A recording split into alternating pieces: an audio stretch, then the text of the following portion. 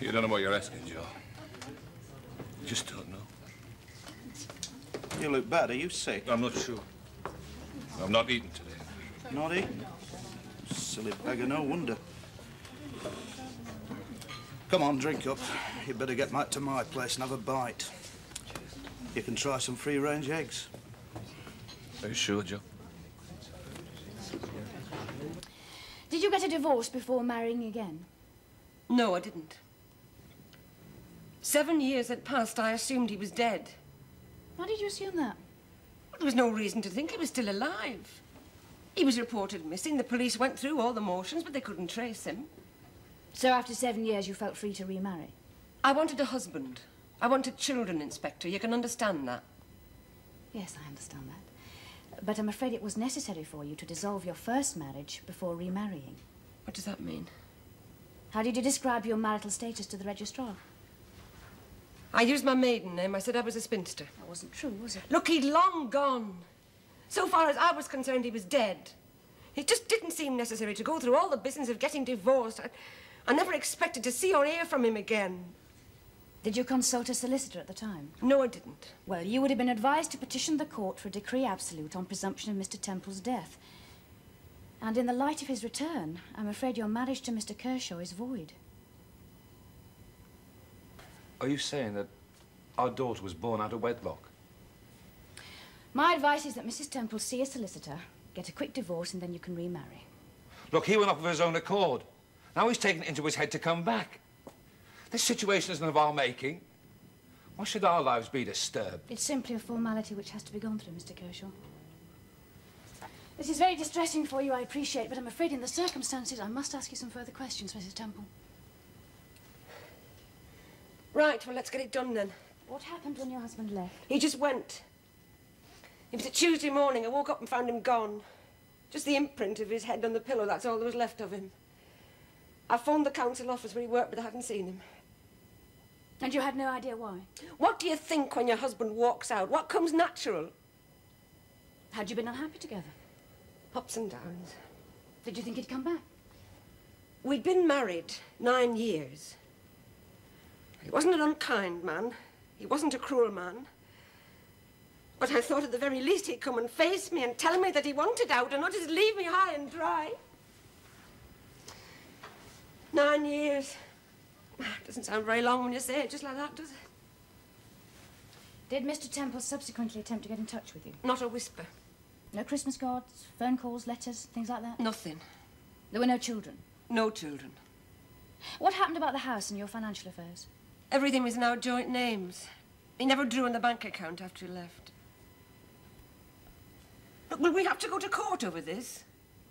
If Mr. Temple confirms your account, I shall submit a report to Divisional Headquarters recommending no action, and that should see an end to the matter. I hope so. We just got the one, Joe? Hi, Alice is her name. She's a run-10. I don't bother you. Well, it happens that when a hen's weaker than the others, they all set on it, peck out its neck. Likely have died if I hadn't taken her out. Ah, just a big jelly under all that gruff, I think. What? Rubbish. That's good business sense. Look at these eggs. Saves buying. You remember Sam Charlesworth? Ah, how is he? Then they gave me the chicken. Sam's got a chicken farm over at Abbott's Field. Where are you stopping over? A Miss Legg's guest house on Corona Terrace. Why don't you stop here tonight? There's a spare room. Ah, OK, thanks. You can meet Alice in the morning. Better watch your ankles. How is she? She hasn't written lately, so I can't tell you. Where was this taken? Cork. Grub up. Well, that's a Joe Beck fry up if ever I saw one.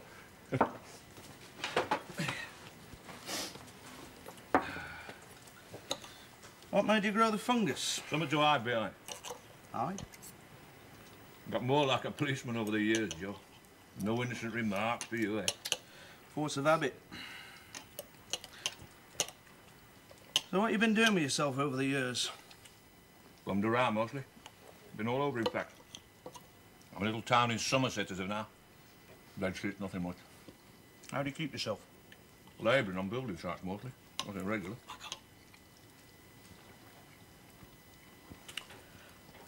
If you were in bother, why didn't you tell me? I couldn't do that. But I owed you something, Clive. I had that rough patch when I came back from Colliston. Things were falling apart. I was in a mess. You bailed me out. Took me out boozing, listened to the story of my sad life. Yeah. You're in a right state, I remember. Not many people would have done it. Not for a copper. A copper doesn't have that many friends. Even in a place like Hartley. I killed him, Joe. I ran him down with my car and killed him.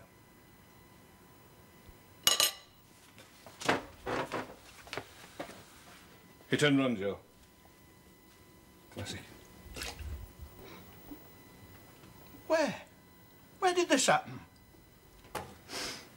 On the moors. I've been round to see you at your digs, and after I went for a long drive. It was quite dark by the time I came back across Shepherd's Way towards Hartley. So sudden, Joe. There he was, this cyclist coming at me. Twisting about in the road like the man was drunk. He was on top of me before I knew it. Oh, I tried to swerve. It just wasn't time. I rammed down hard on the brakes. The car skidded. I can still hear the scream of those tires. And then there was a loud bang. And the man was tossed up.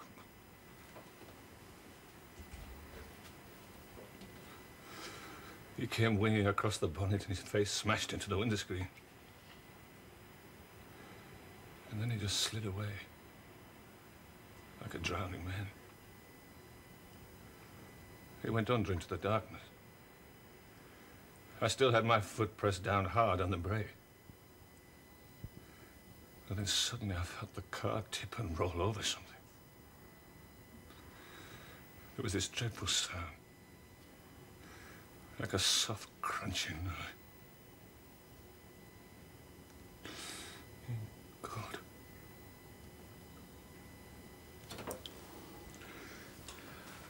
I got out of the car and he was still lying there by his bike. His eyes were still open. Blood on his lips. He was an old man, Joe. Quite dead. I panicked, Joe. I just panicked and drove off. But you didn't report the incident? No, I didn't report it. Then stop now. You shouldn't have told me this, none of it. It's got to be told. Use your head, I'm a copper. I've been eating up with this for 10 years. I just got to get rid of it.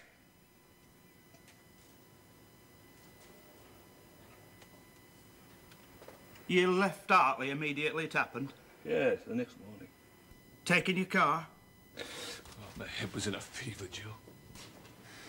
I kept going till I was exhausted. And then I found this piece of scrubland. No idea where, miles away. So I parked the car there. And then I found this length of iron bar. I started hitting the car with it. I went wild.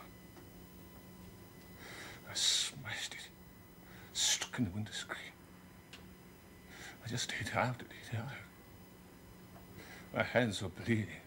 Cut all over. Oh, and then I just ran off.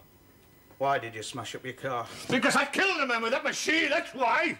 Are you certain you weren't concealing evidence? I haven't driven a car since that day, Joe.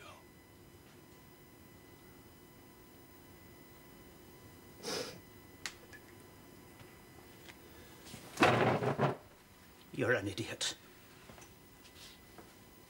You made it look like it was your fault by scuttling off whether it was or not. You compounded the problem.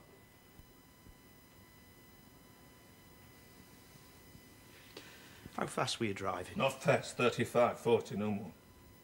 Could you have prevented the accident? I was upset. If all my attention had been on the road, then maybe my reflexes would have been that much quicker, I don't know. What had upset you? Oh, that's irrelevant.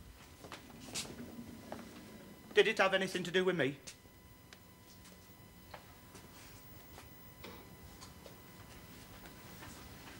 So is it now coming round to being my fault, this? No, Joe. Then what?